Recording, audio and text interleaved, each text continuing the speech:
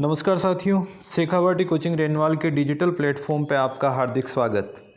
और अभी मैं लेकर आया हूँ आपके लिए जो अधीनस्थ सेवा चयन बोर्ड के द्वारा आयोजित करवाई जा रही रीट मेंस एग्ज़ाम, जिसका आज सुबह सुबह जो पेपर हुआ है सामाजिक अध्ययन के लिए लेवल सेकंड के लिए, उसकी आंसर की में जो जीके के जो क्वेश्चन हैं जो आज के पेपर और आने वाले पेपर्स में आप लोगों के लिए उपयोगी हो सकते हैं, उन प्रश्नों का हम लोग विश्लेषण करेंगे अभी।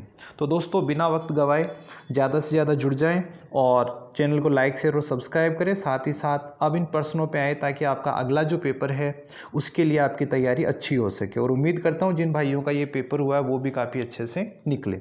तो दोस्तों, आज का जो पहला प्रश्न आपको दिया गया है वो है Sangaria Sanchore Sathalpur greenfield expressway जिससे होकर नहीं गुजरता। नीचे आपको 4 ज़िले दिए गए हैं, चारों ज़िलों में से कौन से ज़िले में से होकर नहीं गुजरता। तो दोस्तों, इसमें ये जो है जो एक्सप्रेस हाईवे है वो जैसलमेर से होकर गुजरता है, बाड़मेर से होकर गुजरता है, बीकानेर से होकर गुजरता है। ठीक है, कहाँ से होकर नहीं गुजरता? तो ये नहीं गुजरता कहाँ से? श्री गंगानगर से। श्री गंगानगर से होकर ये है नहीं गुजरता। तो इसका राइट आंसर है Shri Ganganagar. Okay, next question देखते हैं। संत चरणदास जी की समाधि कहाँ स्थित है? संत चरणदास जी की समाधि कहाँ स्थित है? तो दोस्तों, संत चरणदास जी जो थे इन्होंने अपना अंतिम समय दिल्ली में गुजारा था। वहीं पर इनकी ये ब्रह्मलीन हुए और दिल्ली में ही इनकी समाधि है, जहाँ पर बसंत पंचमी के दिन मेला लगता है। ठीक है, दयाबाई शैजोबाई इनकी शिष्याएं थी। चलिए अगले प्रश्न पे चलें। राजस्थानी में पहेली को राजस्थानी लोक में पहेली ने काई कई हो जावे, मतलब जो पहेली जो है जिसको पजल कहते हैं अंग्रेजी में, उसे राजस्थानी भाषा में क्या कहा जाता है? तो दोस्तों, जहाँ तक मैंने सुना है पहेली को राजस्थानी भाषा में वैसे तो बोलते थे फाड़ी, और उसके आगे बोलते थे बोलना या कहना को बोलते थे आडना, फाड़ी आडना। ठीक है, यहाँ पे सिमिलर जो वर्ड हमें मिल रहा है वो है आडी। ये एक तरीके से पहेली होती थी, एक तरीके से चैलेंज होता था कि सामने वाले को कह दिया जाता था, ले भाई मैंने तेरे सामने पहेली आड़ दी, अब तू इसका जवाब बता। फिर अगला भी कोई पहेली से उसको सॉल्यूशन देता और फिर पूछता। तो यहाँ सही जवाब है आडी। ठीक है, आडी आडना हुई। अगले प्रश्न पे चलें। 2011 की जनगणना के अनुसार निम्नलिखित में से कौन सा एक युग्म सुमेलित नहीं है? कौन सा एक युग्म सम्मिलित नहीं है? दोस्तों, सबसे पहला युग्म है राजस्थान में अधिकतम जनसंख्या कौन से जिले में है? तो ये है दोस्तों जयपुर में। सही बात है, लगभग 66 लाख जनसंख्या अकेले जयपुर में थी। पूरे राजस्थान की जनसंख्या का लगभग 9.5-10% जयपुर में था। अगला, सर्वाधिक जनसंख्या घनत्व वाला जिला भी जयपुर था। हाँ जी, 595 व्यक्ति प्रति वर्ग किलोमीटर के हिसाब से ये सबसे आगे था। फिर है न्यूनतम साक्षरता दर बाड़मेर, ये तो जालोर था। न्यूनतम साक्षरता दर क्या है भाई? जालोर में। और न्यूनतम लिंगानुपात धौलपुर में, ये भी सही है। अपने से पूछा कौन सा सुमेलित नहीं है, तो इसका मतलब ये सुमेलित है, ये सुमेलित है, ये सुमेलित है। सुमेलित कौन सा नहीं है वही अपना सही जवाब होगा। तो अपना सही जवाब इसमें बनने वाला है न्यूनतम साक्षरता दर बाड़मेर, ये युग्म सुमेलित नहीं है। इसकी जगह होना चाहिए था जालोर, प्रतापगढ़, सिरोही। ठीक है, सबसे कम जालोर में थी। तो अगले प्रश्न पे बढ़ें। अगला जो क्वेश्चन है वो राजस्थानी लैंग्वेज में बोला है, वे कौन सा कवि है जकारी भक्ति और चमत्कार? वे कौन सा कवि है, वो कौन से कवि है जकारी भक्ति और चमत्कार, जिनकी भक्ति और चमत्कार री वजह से के कारण से लोग बाने यानी उनको परमेश्वर रे समान बतावने लग गया है। आखिर कौन से ऐसे कवि थे जिनकी भक्ति और चमत्कार के कारण स्थानीय लोग उनको परमेश्वर के समान मानने लग गए थे? तो दोस्तों, ये जो पर्सन है परमेश्वर के समान मानने लग गए थे, तो इसका जवाब है दोस्तों सायाजी झूला, जिन्होंने श्रीनाथ जी की भक्ति करी थी और वहीं पर उनको बहुत ज़्यादा प्रसिद्धि मिली थी। तो सायाजी झूला इनको परमेश्वर बताने लग गए थे। अगले प्रश्न पे चलें। बिलाड़ा चूना फत्तर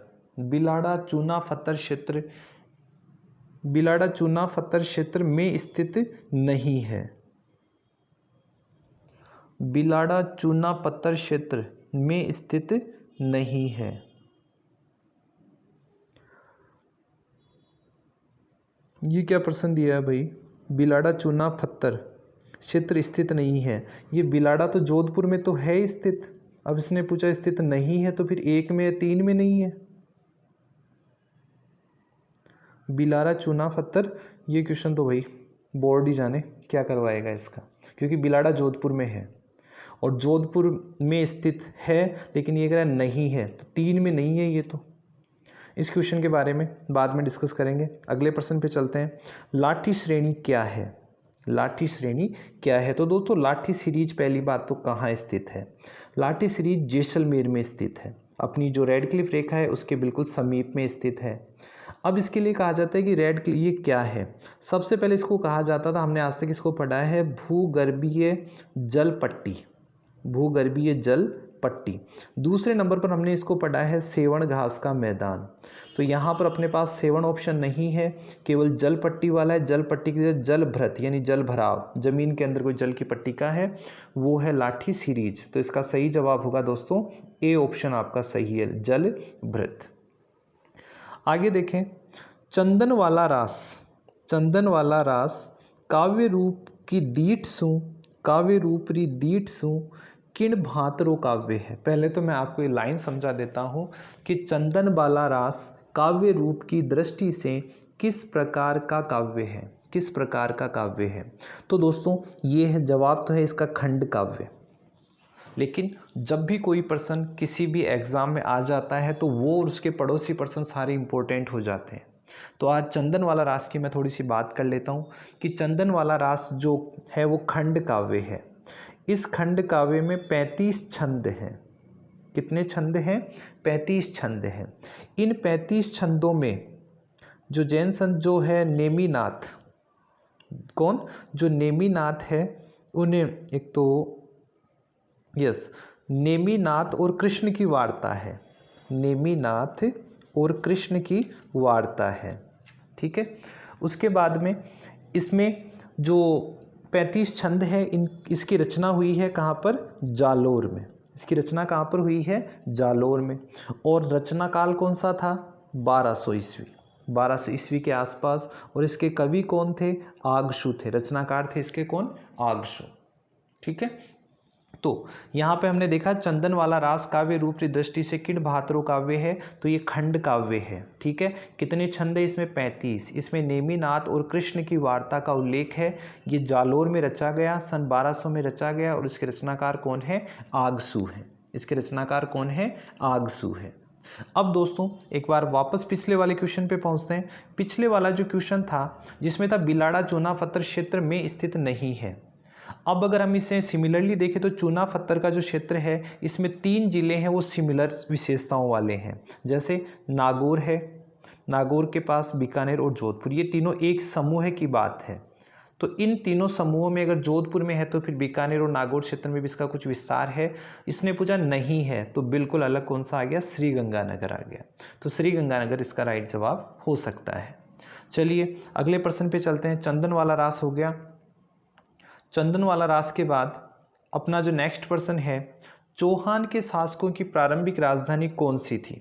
चौहान शासकों की प्रारंभिक राजधानी कौन सी थी? तो दोस्तों आज तक हमने पढ़ा है चौहानों की उत्पत्ति है वो सांबर झील के पास, कहते हैं सांबर झील के चारों ओर रहने का चौहान कहलाए।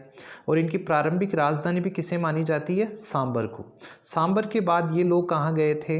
अजमेर गए थे। तो यहाँ पर सांबर का तो ऑप्शन है नहीं, ठीक है। अब सांबर का ऑप्शन नहीं है तो फिर किसे माने? अजमेर को या अही छत्रपुर को, ठीक है। अब आप कहोगे अही छत्रपुर क्या है? तो चौहानों का जो राज्य था, चौहानों का राज्य कहलाता था सपादलक्ष, सपादलक्ष। चौहानों का राज्य चाहे प्रारंभिक माने, चाहे बाद का माने, चाहे अंत का माने, उस राज्य को क्या कहा जाता था? सपादलक्ष कहा जाता था। और सपादलक्ष की राजधानी होती थी अही छत्रपुर नागौर, अही छत्रपुर नागौर। अब पहली बात तो ये थी कि प्रारंभिक राजधानी सांबर होनी चाहिए थी, ये सही जवाब होगा सांबर। हर बुक में आपको सांबर ही बताया जाएगा, लेकिन सांबर के बाद में अजमेर है। लेकिन अगर यूनिवर्सल क्वेश्चन देखें कि चौहानों की राजधानी क्या कहलाती थी? सपादलक्ष, सॉरी चौहानों का जो क्षेत्र था वो सपादलक्ष कहलाता था और सपादलक्ष की राजधानी अही छत्रपुर। तो आपका जवाब ए और सी में से टाई होगा, जिसे बोर्ड माने वही सही मानेगा। बाकी सर्वाधिक संभावना अब सांबर के बाद है तो फिर अही छतरपुर की, क्योंकि नागौर में है और सांबर के वही नज़दीकी वाला क्षेत्र है। ठीक है, अगले क्वेश्चन पे चलते हैं। मेवाड़ चित्रकला शैली का सबसे प्राचीन चित्रित ग्रंथ कौन सा है?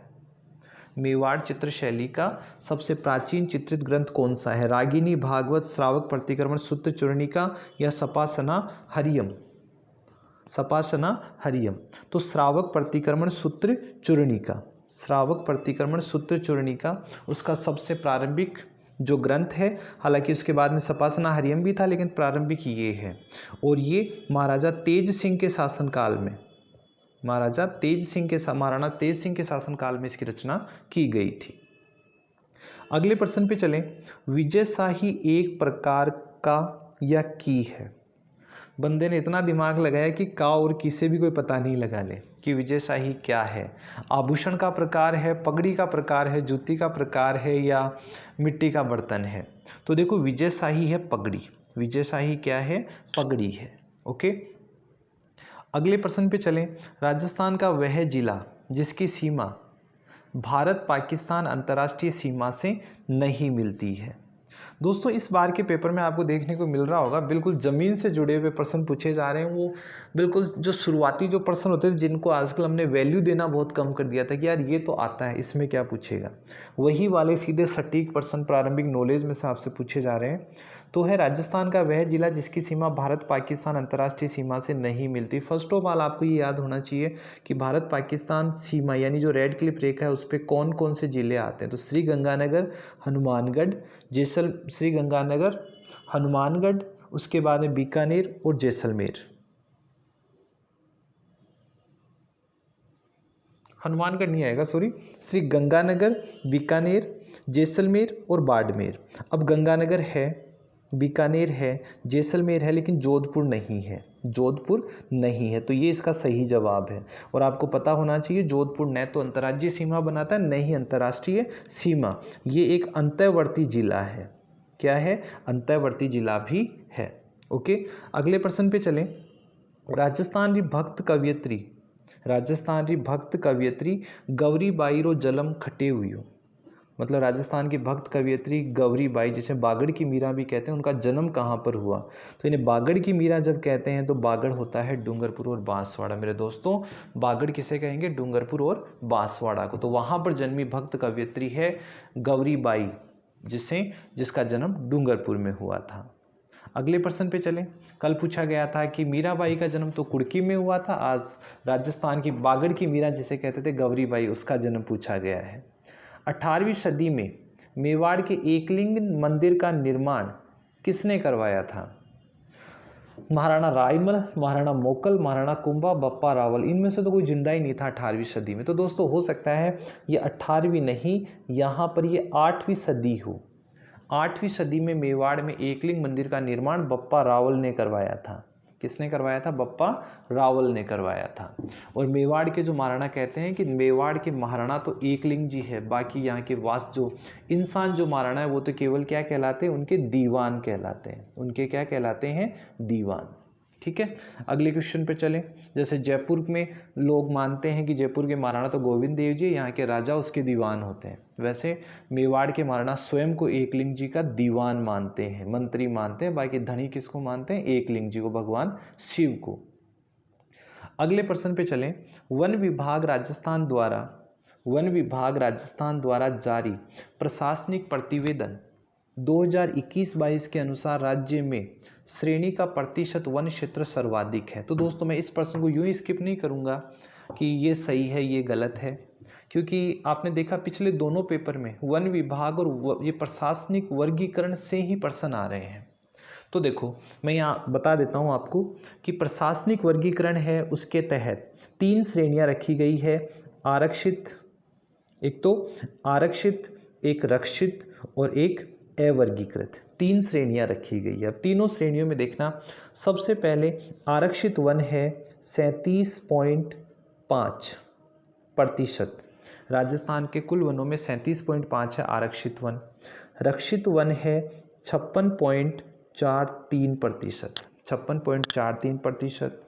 और अवर्गीकृत वन कितने हैं? तो ये है दोस्तों 6.52, ये अवर्गीकृत वन है। क्या है? अवर्गीकृत वन है। और अति सघन, सघन और ये तो क्या है, वन स्थिति रिपोर्ट के अनुसार आते हैं। तो फिलहाल आपको इन तीनों में से बताना है कि कौन से वन सर्वाधिक है। तो अब आपके सामने जवाब साफ साफ है। आरक्षित 37 है, रक्षित 56 है और अवर्गीकृत है 6.52। तो बताओ सर्वाधिक कौन से होंगे? ऑब्वियसली रक्षित वन होंगे। और मैं कहता हूं कि आगे आने वाले एग्जाम्स में भी इसी के आसपास के क्वेश्चन आएंगे, तो इस चैप्टर को आप थोड़ा सा ध्यान से देखें। ठीक है, अगले क्वेश्चन पे बढ़ते हैं। अगला जो क्वेश्चन है अपना, थोड़ा सा मिस्टेक है लेकिन मैं बता देता हूँ आपको। सपेरों का कौन सा लोक वाद्य प्रसिद्ध है? जो सपेरे होते हैं, जो सांप को पालने वाले, सांप को पकड़ने या नचाने वाले जो लोग हैं, उनका कौन सा लोक वाद्य प्रसिद्ध है? ऑप्शन दिया है भाई, पूंगी, बांसुरी, शहनाई और मंजीरा।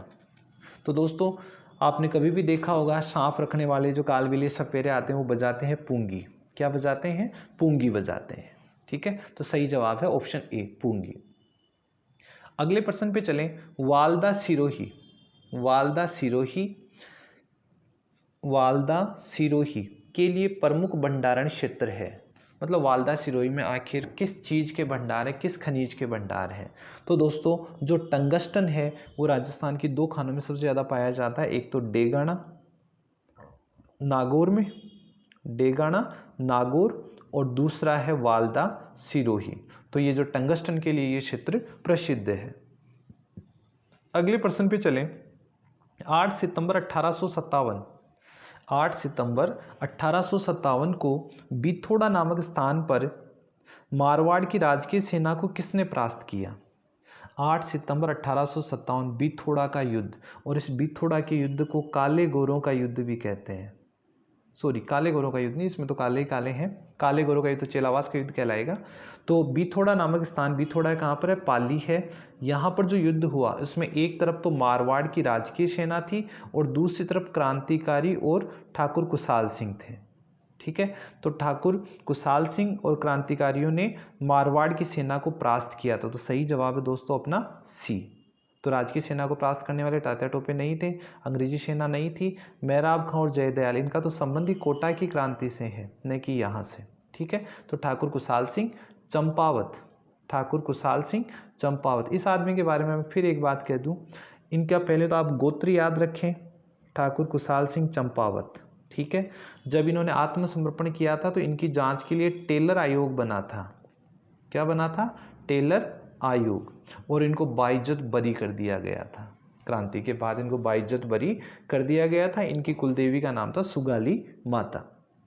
चलिए अगले प्रश्न में चलें। झालावाड़ की मुख्य बोली है, झालावाड़ की मुख्य बोली कौन सी है? तो दोस्तों उमटवाटी, सोदवाड़ी, कठेरवाटी ये नहीं है। कोटा, बूंदी, बारा, झालावाड़। सबसे नज़दीकी जो आंसर है अपने पास वो है कोटा, बूंदी, बारा, झालावाड़। और कोटा बूंदी को हम लोग बोलते हैं हाड़ौती। तो अपना भी जवाब क्या होगा? हाड़ौती। अगले प्रश्न पे चलें। 5 जनवरी 1949 को भारत सरकार ने सिरोही का प्रशासन किसको सौंप दिया था? 5 जनवरी 1949 को भारत सरकार ने सिरोही का शासन किसको सौंप दिया था? तो सौंप दिया था बम्बई को। ठीक है, क्योंकि हमने पढ़ा होगा कि सरदार वल्लभ भाई पटेल जो सिरोही था, जो माउंट आबू था, वैसे ही वो बम्बई में मिलाना चाहते थे। आखिरकार आधा आधा करके भी मिलाया, तो भी बड़ी मुश्किलों से मिलाया था। वो बम्बई को ही उन्होंने इसका प्रशासन सौंपा था। अगले प्रश्न पे चलें। राजस्थान के पूर्व पश्चिम और उत्तर दक्षिण विस्तार में कितना अंतर है? तो दोस्तों सीधा सा हिसाब है, 869 में से माइनस कर लो, कितना? 869 में से 826, जवाब आ जाएगा 43। तो 43 किलोमीटर्स का डिफरेंस है किसके बीच में? उत्तर दक्षिण और पूर्व पश्चिम विस्तार में। अगले प्रश्न पे चलें। रिडकोर है, अगला प्रश्न है आपका कि जो रिडकोर है, रिडकोर की स्थापना कब हुई थी? तो दोस्तों ये रोड डेवलपमेंट कॉरपोरेशन है। रिडकोर की स्थापना हुई थी अक्टूबर 2004 में। कब हुई थी? अक्टूबर 2004 में। अगले प्रश्न पे पहुंचे। अगला जो प्रश्न है अपना, अगला प्रश्न है जो किससे संबंधित आया है? हाँ जी, निम्न में से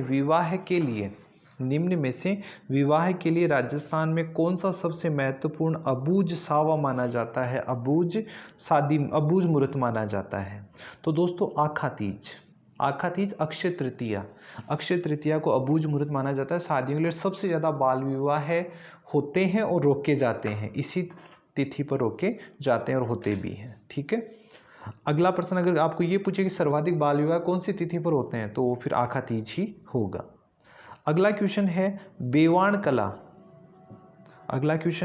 बेवाण कला संबंधित है। तो बेवाण है वही विमान है, ये बेवाण राजस्थानी भाषा, इसका एक तरीके से सही शुद्ध नाम क्या है? विमान।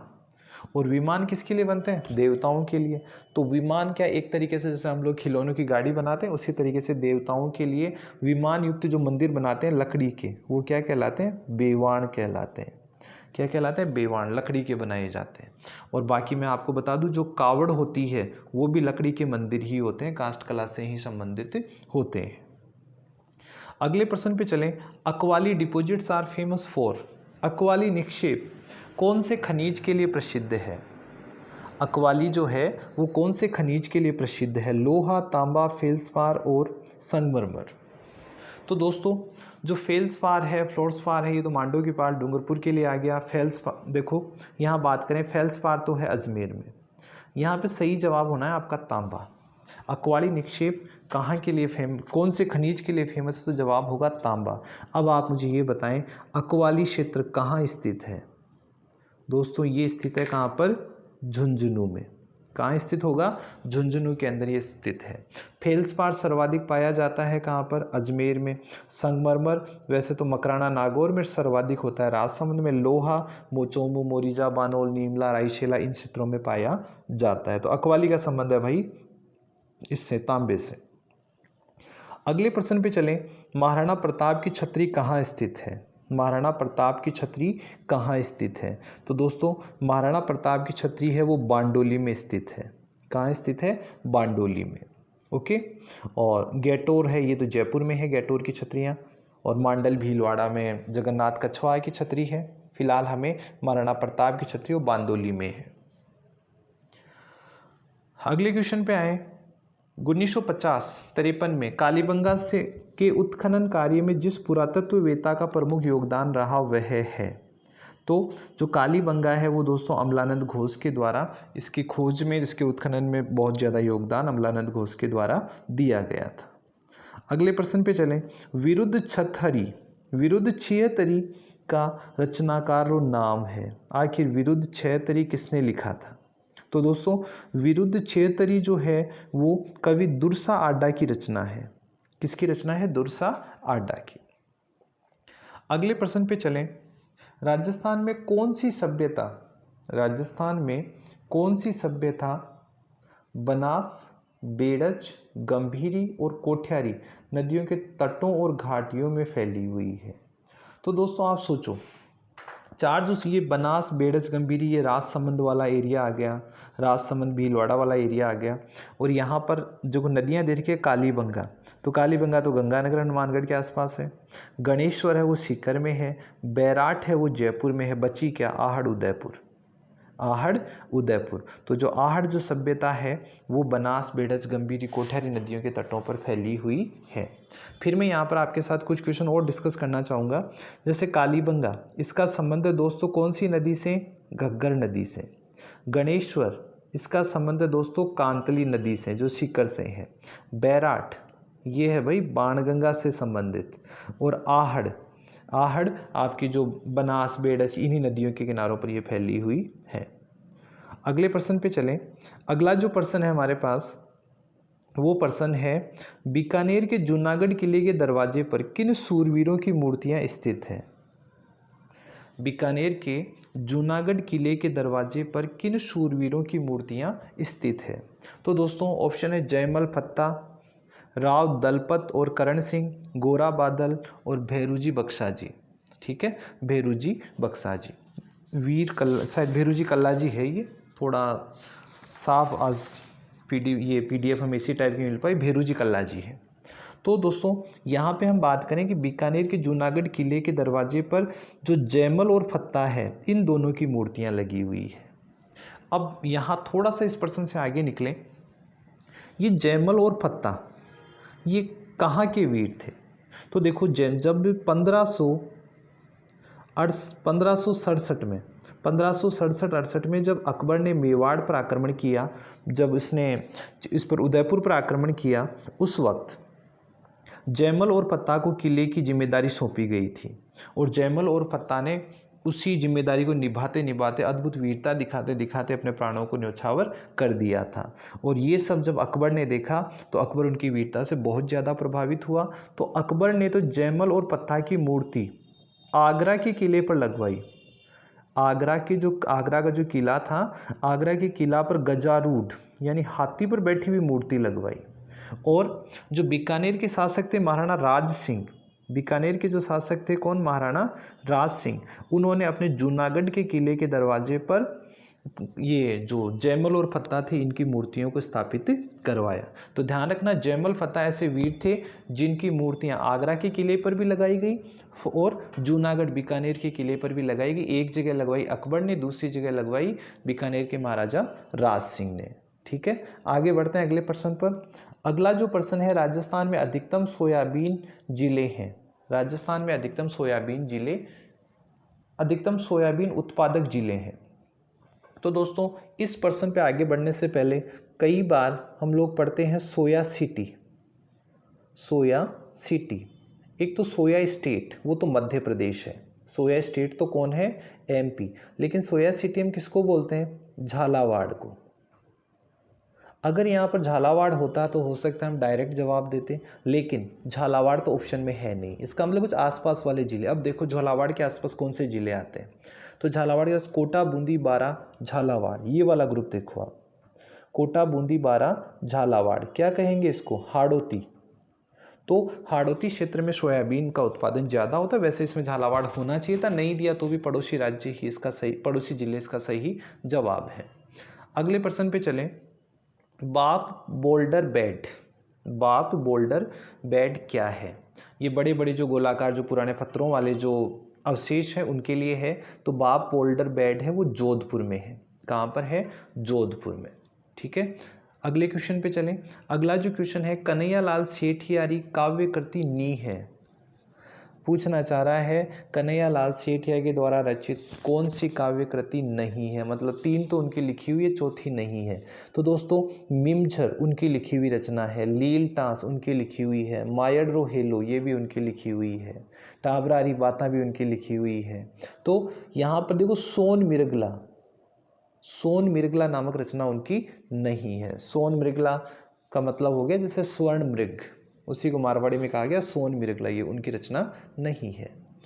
अगले क्वेश्चन पे चलें। डामोर जनजाति राजस्थान में मुख्यतः कौन से जिलों में पाई जाती है? डामोर।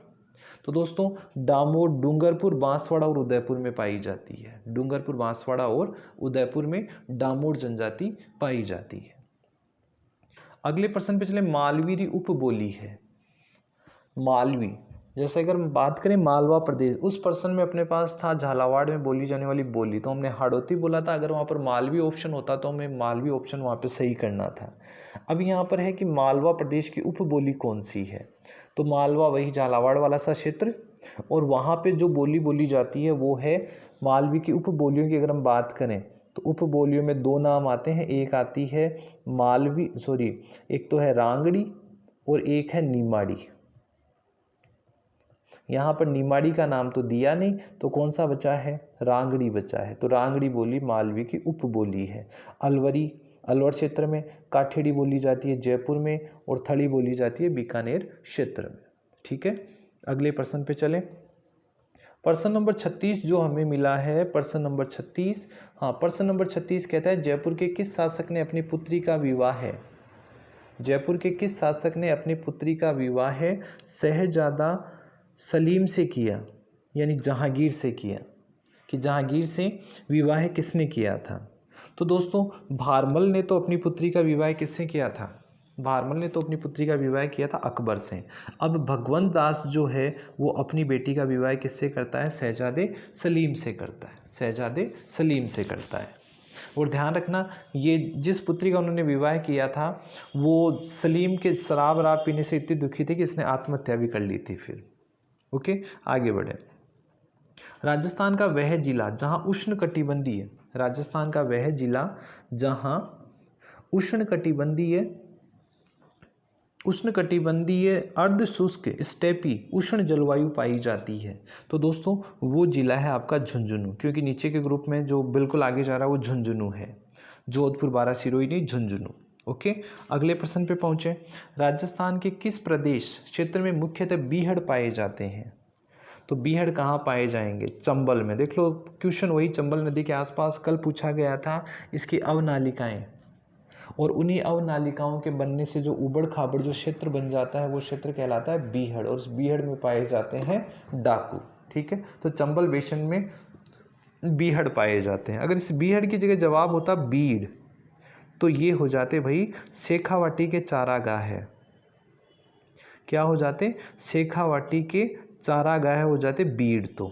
ठीक है, और बीहड़ पाए जाते हैं कहाँ पर? चंबल बेसिन में, यानी धौलपुर करौली में। ठीक है, बीहड़ कहाँ पाए जाएंगे ये भी ध्यान रखना, ये होंगे भाई धौलपुर और करौली में, और शेखावाटी में पाए जाते हैं बीड़। चलिए आगे बढ़ते हैं। राजस्थान, निम्न में से किसने गुरु गोरखनाथ से दीक्षा ली थी? निम्न में से किसने गुरु गोरखनाथ से दीक्षा ली थी? तो दोस्तों जाम्बू जी ने गुरु गोरखनाथ से दीक्षा ली थी। किसने ली थी? जाम्बू जी ने। राजस्थान के दक्षिण पूर्वी क्षेत्रों में आदिवासियों द्वारा उपयोग ली जाने वाली कृषि की विधि को क्या कहते हैं? राजस्थान के दक्षिण पूर्व में आदिवासियों द्वारा उपयोग में ली जाने वाली कृषि को क्या कहते हैं? दोस्तों जस्ट पिछले वीडियो में मैंने इसके बारे में डिस्कस किया था, वहाँ पर हमें नाम मिला था कि वालर क्या है। वालर का पहला नाम था आदिवासियों द्वारा की जाने वाली स्थानांतरित कृषि। क्या कहेंगे उसे? स्थानांतरित कृषि कहेंगे। अब मैंने कहा था कि अगर यही कृषि मैदानी भागों में करी जाए तो इसे कहा जाता है दजिया, और अगर इसी को पहाड़ी भागों में किया जाए तो इसे हम कहेंगे चिमाता। ठीक है, वालर, स्थानांतरित कृषि, दजिया, चिमाता, झूमिंग, ये नाम थे। अब आज वाले में कहा गया है कि आदिवासियों द्वारा उपयोग में ली जाने वाली कृषि विधि कौन सी है? देख लो पांचों में से कौन सा नाम मिल रहा है? कुमारी नहीं है, खील नहीं है, दीपा नहीं है, कौन है? दजिया। अब अगले ने ये नहीं पूछा मैदानी भाग या पहाड़ी भाग, लेकिन फिलहाल चारों में से एक नाम मिल रहा है, दजिया, ये सही जवाब है। वैसे ये होगी कहाँ पर? मैदानी भागों में, और चिमाता होती है पहाड़ी भागों में। ठीक है, ओवरऑल इसको बोलेंगे स्थानांतरित कृषि, वालर कृषि या झूमिंग कृषि। अगले प्रश्न पे पहुंचे। निम्न में से कौन गुरु द्रोणाचार्य पुरस्कार विजेता नहीं है? निम्न में से कौन गुरु द्रोणाचार्य पुरस्कार विजेता नहीं है? तो दोस्तों अनूप कुमार को ये पुरस्कार मिल चुका है, सागरमल धायल को मिल चुका है, वीरेंद्र पूनिया को मिल चुका है। जिसे नहीं मिला वो है महेंद्र सिंह। महेंद्र सिंह को गुरु द्रोणाचार्य पुरस्कार प्राप्त नहीं है। अगले प्रश्न पे चलें। अगला जो क्वेश्चन है अपना, अगला क्वेश्चन है प्रश्न नंबर 42। पब्लिक स्कूल की विशेषताएं है। एक जो पब्लिक स्कूल होता है, जो निजी स्कूल होते हैं, उनकी विशेषताएं क्या होती हैं? तो दोस्तों विशेषताओं में आप केवल अंदाज़ा लगा सकते हो कि आवासीय विद्यालय होते हैं। हाँ, प्राइवेट स्कूलों में हॉस्टल्स भी होते हैं, सुविधा युक्त होते हैं, बिल्कुल होते हैं। किशोरों के व्यक्तित्व विकास पर ध्यान दिया जाता है, ये भी होता है। तो यहाँ तो सारी ही विशेषताएं पब्लिक स्कूल के लिए सही है, सारी विशेषताएं पब्लिक स्कूल के लिए सही है। अगले प्रश्न पे चलें। आरटीई की धारा 14 सुनिश्चित करती है, आरटीई की धारा 14 सुनिश्चित करती है कि किसी बालक को आयु का सबूत न होने के कारण विद्यालय में प्रवेश से इनकार नहीं किया जा सकता। रोकने और निष्कासन का प्रतिषेध, किसी बालक को शारीरिक दंड नहीं दिया जाएगा। तो दोस्तों यहाँ पर जो धारा 14 है वो ये कहती है कि किसी बालक के पास अगर आयु का सबूत नहीं है तो भी उसे विद्यालय में एडमिशन लेना होगा, आप इनकार नहीं कर सकते। कल पूछा गया था कि आरटीई में बच्चों को एडमिशन दिया जाता है तो आयु के आधार पर दिया जाता है। ओके, तो यहाँ पर ये वाला जो ऑप्शन ए है वो सही है। अगले प्रश्न पे चलें। अगला जो क्वेश्चन है, बाल मित्र योजना का उद्देश्य क्या है? बाल मित्र योजना का उद्देश्य किससे प्रभावित बच्चों की सहायता करना है? तो दोस्तों बाल मित्र योजना का मुख्य उद्देश्य बाल मजदूरी से प्रभावित बच्चों को सहायता देना। बाल मजदूरी से जो प्रभावित बच्चे हैं उनको सहायता देना। अगले प्रश्न पे चलें।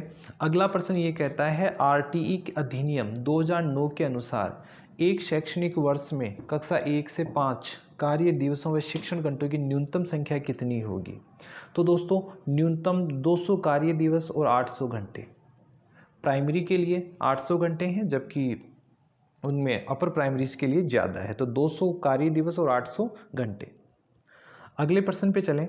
अगला जो प्रश्न है वो है अपना प्रश्न नंबर 46, और ये प्रश्न हाल ही में मेरे पिछले वीडियो में मैंने इस योजना के बारे में काफ़ी डिटेल से आपको बताया था। और जब भी ये क्वेश्चन आता है मैं सारी चीज़ें रिपीट करता हूँ कि इंदिरा गांधी रसोई योजना का संकल्प वाक्य क्या है? कोई भी भूखा ना सोए। बिल्कुल यही है, आगे क्यों बढ़े। ठीक है, इंदिरा गांधी रसोई योजना का उद्देश्य है कि कोई भी भूखा न सोए। इसके तहत जो कुल राशि 8 रुपये और 17 रुपये कुछ ऐसा है, मतलब एक थाली की कीमत कितनी है? 25 रुपये है। इसके तहत जो खाना खाते हैं उसकी कीमत कितनी है? 25 में से 8 रुपये तो देने पड़ते हैं खाना खाने वाले नागरिक को। ठीक है, खाना खाने वाला नागरिक 8 रुपये खुद देगा और 17 रुपये उसके ऊपर गवर्नमेंट देगी सब्सिडी। ठीक है, 17 रुपये गवर्नमेंट देगी। टोटल अगर थाली की कीमत आपसे पूछी जाए, कुल कीमत 25 है, लेकिन आम जनता के 8 रुपये लगते हैं और बाकी 17 रुपये देती है सरकार। टोटल रुपये हो जाते हैं 25। ये फिलहाल शहरी क्षेत्रों में है। इस बजट की घोषणाओं के बाद इसको बढ़ाया जा रहा है। कुर्जा क्या है? दोस्तों कुर्जा एक पक्षी है। कुर्जा क्या है? एक पक्षी है। और ये कौन से जिले का शुभंकर है? तो ये है जोधपुर जिले का। जोधपुर जिले का शुभंकर है कुर्जा पक्षी।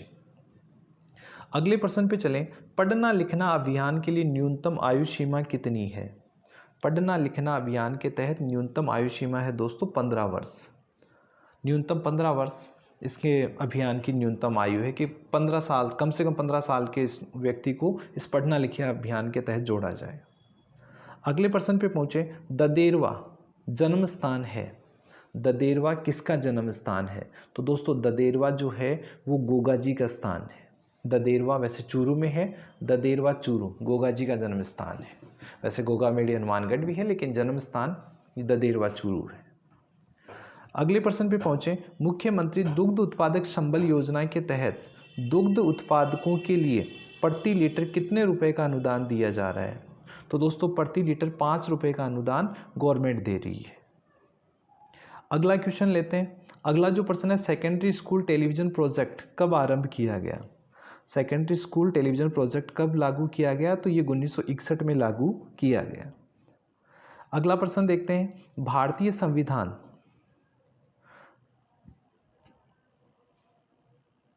शायद क्वेश्चन कौन सा रह गया? सेकेंडरी स्कूल टेलीविज़न हो गया। हाँ, भारतीय संविधान का कौन सा अनुच्छेद ग्राम सभा के बारे में, भारतीय संविधान का कौन सा अनुच्छेद ग्राम सभा के बारे में बताता है? तो जो अनुच्छेद 243 है वही बताता है। उसका सबसे पहला जो अनुच्छेद है वो ग्राम सभा के बारे में ही है। और जो पंचायती राज अधिनियम है, जिसे हम कहें कि जो संविधान में जो दर्ज है, संविधान के अनुसार सबसे छोटी इकाई ग्राम सभा ही है। क्या है? ग्राम सभा ही सबसे छोटी इकाई है। लेकिन राजस्थान पंचायती राज अधिनियम के अनुसार सबसे छोटी इकाई होगी मेरे दोस्तों वार्ड सभा होगी। 73वां जो संविधान संशोधन था उसके तहत तो ये कहा गया कि ग्राम सभा सबसे छोटी इकाई है, लेकिन राजस्थान में ग्राम सभा से भी छोटी इकाई वार्ड सभा को हमने लागू कर दिया। अगले प्रश्न पे आए। किस जिले में ऊंट अनुसंधान संस्थान स्थित है? किस जिले में ऊंट अनुसंधान संस्थान स्थित? दोस्तों ये है जोहड़बीड़ बीकानेर। कहाँ पर है? जोहड़बीड़ बीकानेर में राष्ट्रीय उष्ट्र एवं अश्व अनुसंधान संस्थान स्थित है। और ध्यान रखना, अब ऊँट की बात आ गई तो ऊँटों के देवता कहे जाएंगे किसको? पाबू जी को। प्रश्न ये भी पूछा जाता है कि मारवाड़ में सबसे पहले ऊँट कौन लेकर आए थे? तो पाबू जी लेकर आए थे। और आज भी अगर ऊँट बीमार हो जाते हैं तो पाबू जी की फड़ के वाचन करवाने की बोलबारी की जाती है कि अगर ठीक हो गया तो पाबू जी की फड़ बचवा देंगे। और आपको पता है फड़ बाँचने वाले क्या कहलाते हैं? भोपे, जो कल के एक प्रश्न में थे। ओके, आगे निकलते हैं। अगला जो प्रश्न है, निम्नलिखित में से कौन इंदिरा गांधी शहरी क्रेडिट कार्ड योजना के लिए पात्र है?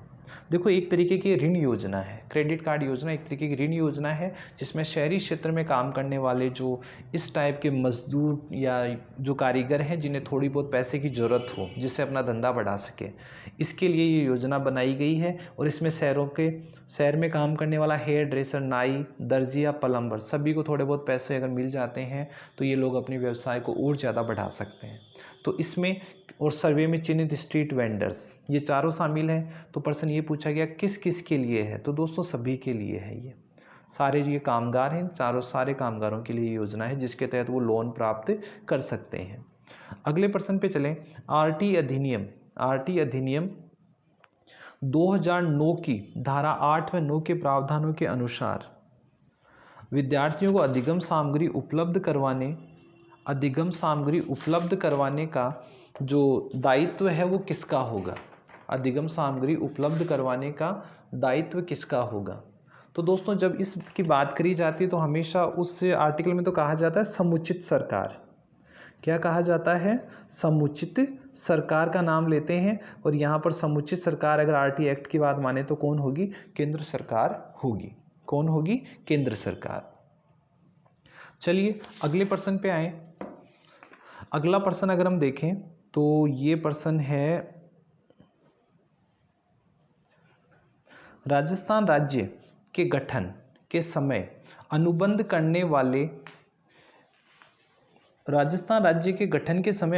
करने वाले कुल 22 प्रांतों में से मात्र कितनों में ही लोक सेवा आयोग कार्यरत थे? यानी जब गठन हुआ, जब आरपीसी की स्थापना हुई, उस वक्त कितने राज्य थे जिनके पास खुद का लोक सेवा आयोग था? ऑप्शन दिए हुए दोस्तों 1, 2, 3, 4। अब आप बताएं क्या होगा? मेरे इसका सही जवाब है दोस्तों कौन सा? 3। जो उस समय केवल 3 ही ऐसे राज्य थे, रियासतें थी जिनके पास खुद का क्या था भाई?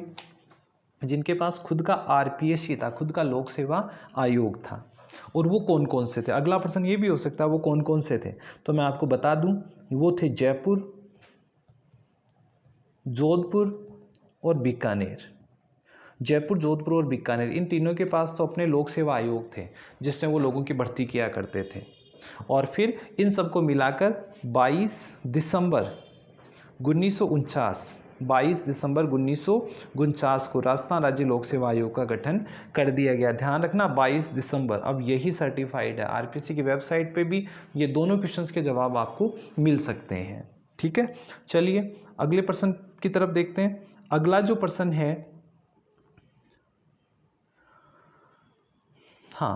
अगला जो प्रश्न है वो है, निम्नलिखित कथनों का सावधानीपूर्वक अध्ययन कीजिए। निम्नलिखित कथनों का सावधानीपूर्वक अध्ययन कीजिए और बताएं कि Rajiv Gandhi scholarship for academic excellence योजना राजस्थान में 2 अक्टूबर 2021 से प्रारंभ की गई। फिर है, योजना का उद्देश्य राजस्थान के छात्रों को विश्व के शीर्ष विदेशी विश्वविद्यालयों में पढ़ने के लिए वित्तीय सहायता प्रदान करना। इसके बारे में तो 101% कन्फर्म है हम लोग। अब बात करते हैं, आगे कह रहे हैं विकल्प चुनिए। और विकल्पों में कहता है विकल्प 1 सही है, दूसरा गलत है, 1 गलत है, दूसरा सही है, 1 और 2 दोनों सही है और दोनों गलत है। तो दोस्तों मैंने कहा पहला तो फाइनल है, ये तो फाइनल है। इसका मतलब दूसरा सही किस में आ रहा है?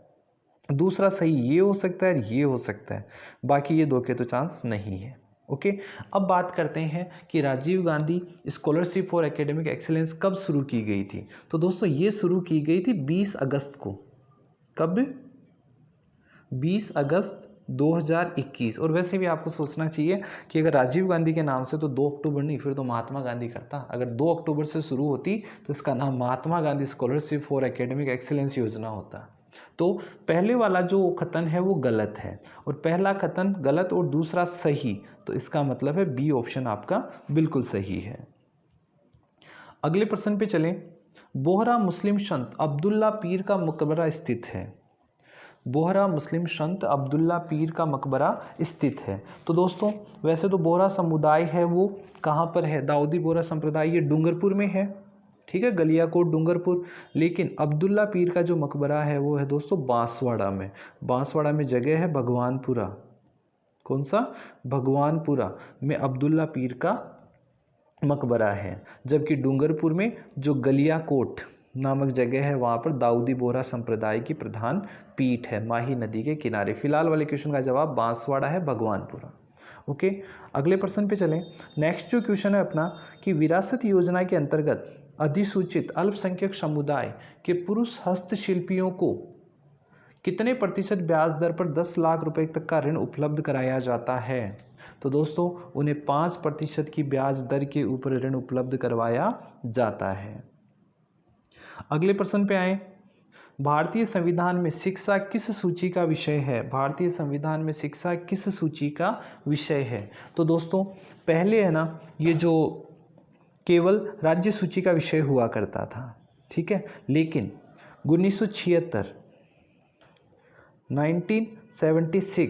में एक संविधान संशोधन हुआ। अब आप अंदाज़ा लगा सकते हो कौन सा संविधान संशोधन हुआ होगा?